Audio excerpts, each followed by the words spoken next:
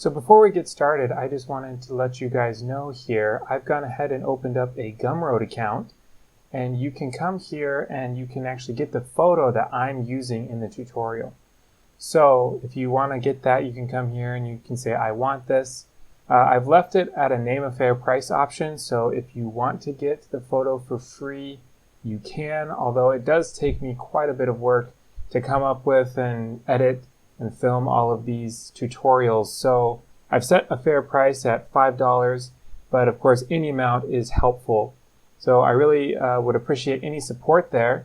And of course then you could go ahead and download this image and you can edit it with me going through the tutorial, as well as I put in the final processing parameters that I used on this image, so you could see the final results, see the final numbers I used and things like that.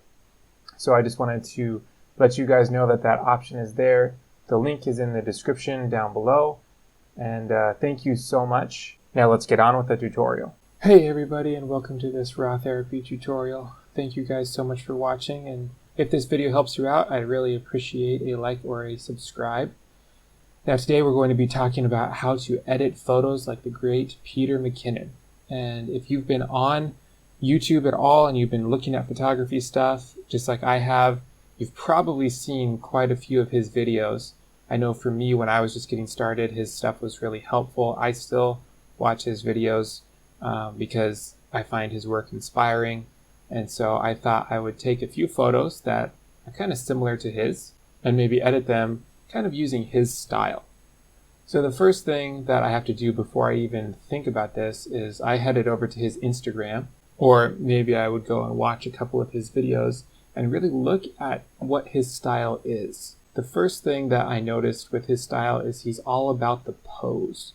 So for him, maybe it's the way that something is placed in the frame, maybe it's the movement that's going on. So as you can see here, I've got a picture of me jumping, I've got a picture of me standing, I've got a picture of me shooting. The second thing that I noticed is he really likes the colors orange and blue. Those are really seemingly important to him, and so he really accentuates those in his photographs. And then the third thing I noticed is he really likes to take one color and saturate it while desaturating the other colors. So we're going to try and use that technique while we are editing photos. So I'm going to go ahead and choose this photo right here. And the reason that I'm choosing this photo is because I like the depth of field.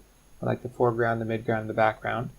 And we're going to crop in just to get rid of a lot of that extra fluff. So let me double click on it. And I'm going to come over here to my crop tab and turn on the cropping. I'm also going to come to my rotate and click this button, select straight line. And then I'm going to click and drag along the bottom of my camera. And while that kind of worked, it's a little too much. So let me back that off just a little bit. Okay. Next, I'm going to change this to a 1:1. And then I'm going to hold shift and drag the cropping tool up, maybe just something like that. Okay. Zoom into my crop. So this is where I would normally say, let's correctly expose the picture. But we're not looking for correct exposure. We're looking for super cool, hip. What was it that he said in his last video? Edgy? Something like that, edgy. So let's go ahead and get edgy with it. Let's go ahead and increase the blacks here quite a bit. Really, as he would say, crush those blacks. And let's increase the exposure. I'm not really even worried about the histogram at this point. I'm just worried about what looks good. Or not even what looks more like his style. Yes, so I think that's probably good. Let's go ahead and add some saturation out there. Then let's go ahead and come over into the local contrast. We're already looking like something that he would do because he really likes that really super sharp, super crisp. Let's go ahead and add some sharpening. And I'll just grab the amount and bring it up to about 400. Okay. Now let's head over to the colors, and this is where things really get crazy. Let's go ahead and come here to the Vibrance tab and increase that a little bit. And then we're over here to our HSV equalizer. And he himself, he uses Lightroom, but he says that he uses this tool a lot. So let's go ahead and grab our equalizer. Okay, and let's go ahead and grab some of these yellow colors, just holding control and using this select color tool. And then let's get rid of the colors around those two. Let's go ahead and increase the saturation for those yellows in the bottom. But now let's go ahead and grab some of the greens there in the background. Let's decrease the saturation for those colors. We don't want them to be black and white, but we do want their colors to be very muted. Something like that. And then let's go ahead and grab some of the yellows again down here. Increase the brightness on those and decrease everything else. Yeah, something like that. Okay, and then I'm going to turn on my color toning, and just for a little extra touch, because we want that blue and that orange, I'm actually gonna add just a hint of blue to the photo. You can see here the blue is getting brought in to the background and even into some of the yellow there. So now I'm going to mask out certain colors. So let's go ahead and go to the equalizer. In order to really see this effect, let's go ahead and increase the saturation.